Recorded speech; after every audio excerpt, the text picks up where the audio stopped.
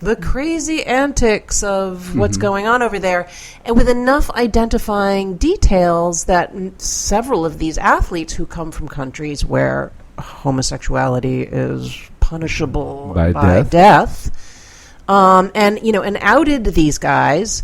And then the Daily Beast, people complained. The Daily Beast sort of smushed and faded the details on those people, but didn't take the piece down.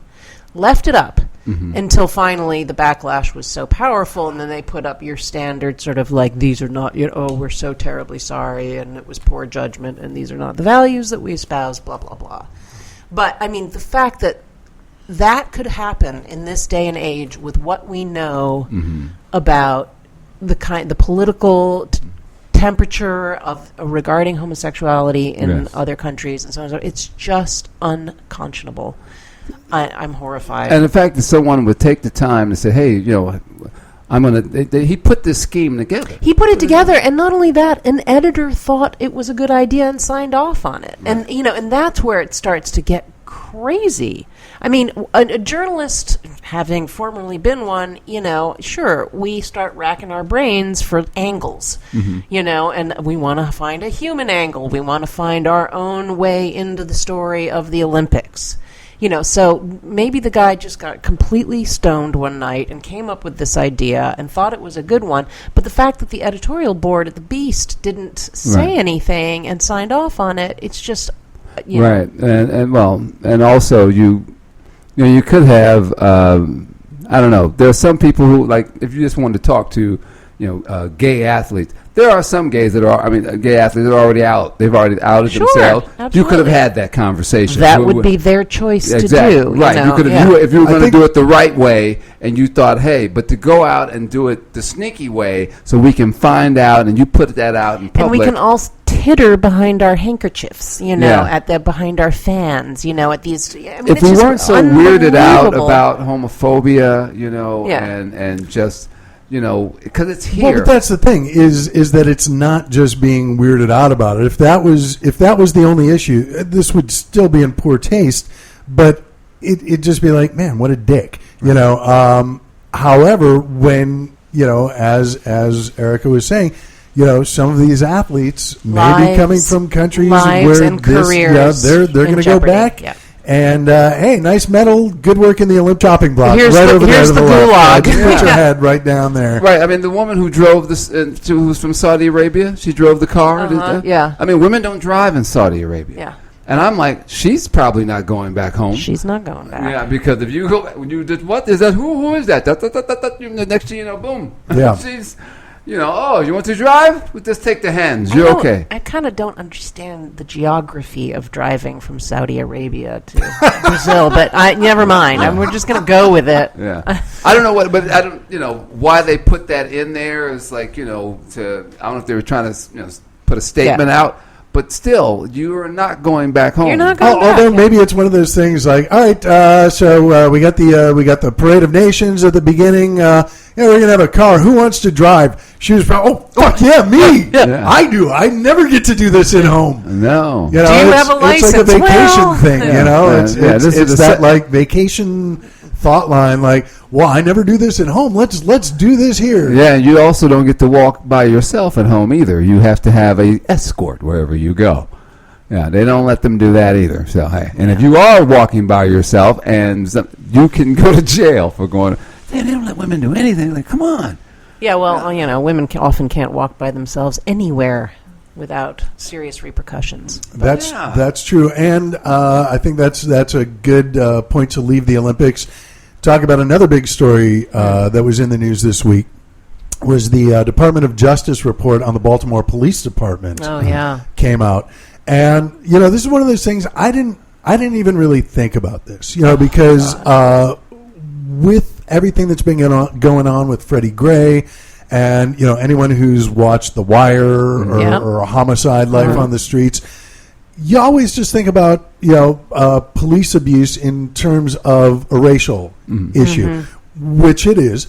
But an article I read this morning that, it was just like, God, I don't believe I didn't think about this, was part of the Department of Justice report where they talked about how the Baltimore Police Department handled sexual assaults and rape victims. Yeah. And apparently, I'm not going to say the name of the John Lennon song. Yeah. But, that's a true thing. Woman is the N-word of the world. Right. Okay. But, it is astounding to me. And, I mean, I shouldn't be astounded because I've seen this happening over and over again. And it happened again in Colorado this week where a college student who raped, no pun intended, got off with no jail time because the judge didn't want to negatively affect his life. And to find that this is just regular modus operandi for the Baltimore Police Department. Women who come in, and accuse someone of rape, well, they're lying whores, according to the police. Exactly. That is the direct quote. Lying little whore. But you can't do, I mean, even though you find the cops, say you find them guilty, they're not going to jail. There's a man with a severed spine. No one went to jail. So even if they've done their investigation, they've been investigated. This isn't new. But this is your standard institutions protecting themselves. I mean, I don't want to bring my own personal shit into this, but as you guys both know, there was a cover story in the Boston Globe a few weeks ago of which I was the subject, having been thrown out of boarding school when I was 18 for having had an affair with a teacher. Mm-hmm. And that school went about sweeping me under the rug and numerous other students at the same time. And it is just endemic institute, whether we're talking about the Catholic Church, we're talking about the police, we're talking about private schools, patriarchal institutions protect themselves. And it is in their interest to allow themselves free access to women's bodies without further repercussions. And, and that's just the culture. And it's the same thing goes with race. Right. We are entitled to black bodies. They are our... It's amazing. I mean, when we look at a lot of things that have gone on, gender, race has always been an issue in this country. And you cannot have that discussion. Yeah. The discussion should be had. The discussion of race as well as the things that have happened to women. You have guys saying, well, here come the feminists. They're going to do such and such. You know what I say? You deserve it because you created it. Things would not be this way if you'd have made things, a level playing field. Yeah. If you would have kept your word on a lot of things that you said, but you didn't do that. So the culture that is going on when you say, well, she took him to the cleaners or she did, yes, because you disrespected her. And the lying little whore line is the classic great club in this. It is the line which has kept this conversation. Women have no veracity in this conversation. It's always you know what it is. It is still about control. Oh God, yeah. I mean, as I made the comment when we were discussing abortion, and I told them what my sister said. Can you please stay out of women's vaginas, please? And she said that. Yeah. My sister would always say, "Look, I want a man to quit telling me about my body. Yeah. Do I tell you about yours? No."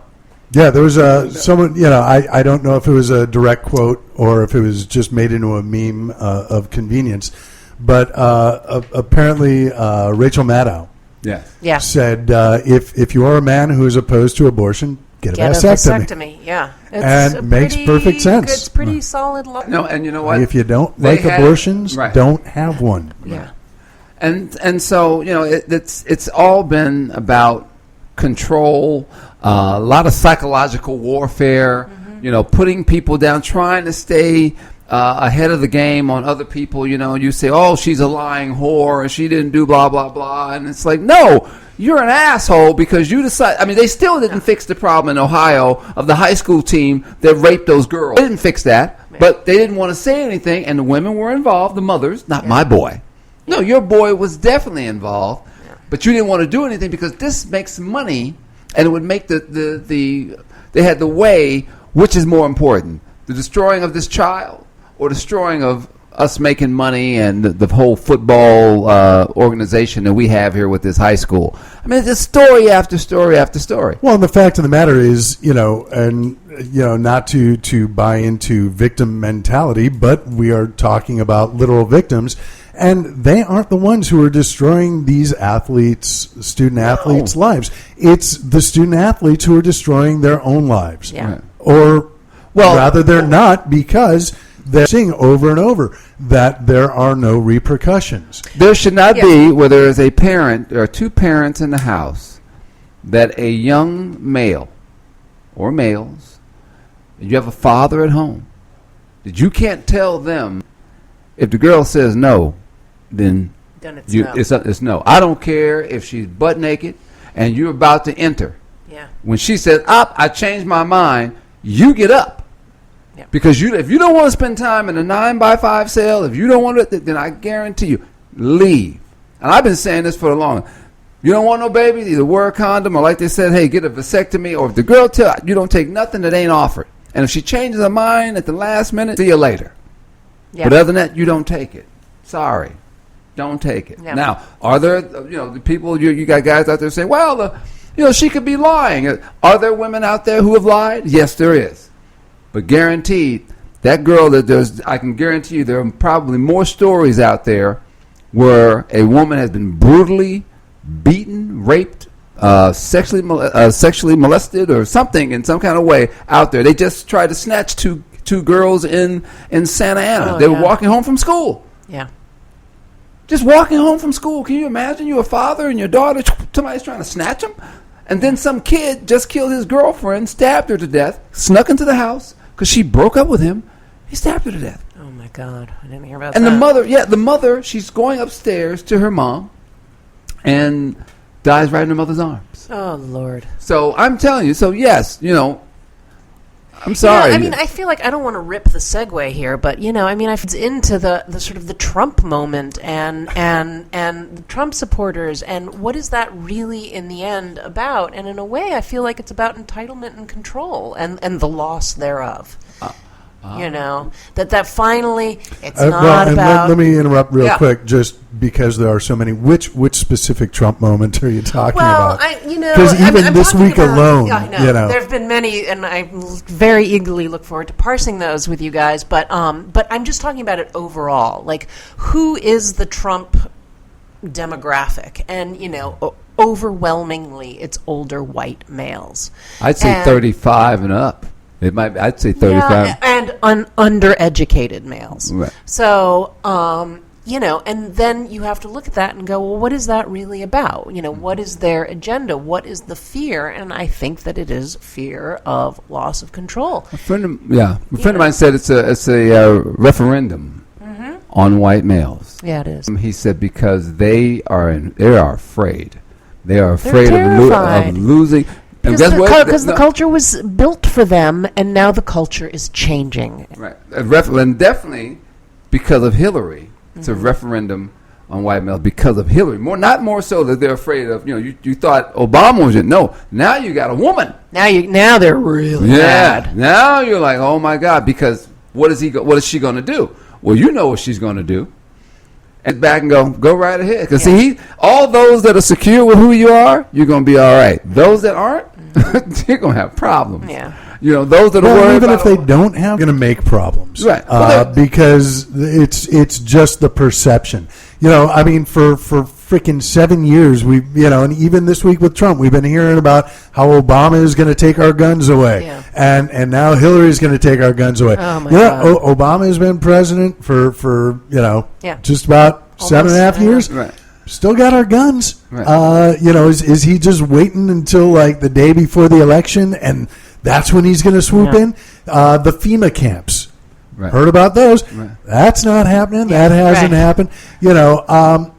This is some type of when they came out with they were first trying to put the Obamacare through. They said they were going to have the death panels. The death panels. Where are they at? I don't know, but I would leave my day job in a second to get a seat on one of those death panels because they're depending on how much it pays and what kind of insurance you get with it. But Obamacare, right? No, but how awesome would that be? I would be the one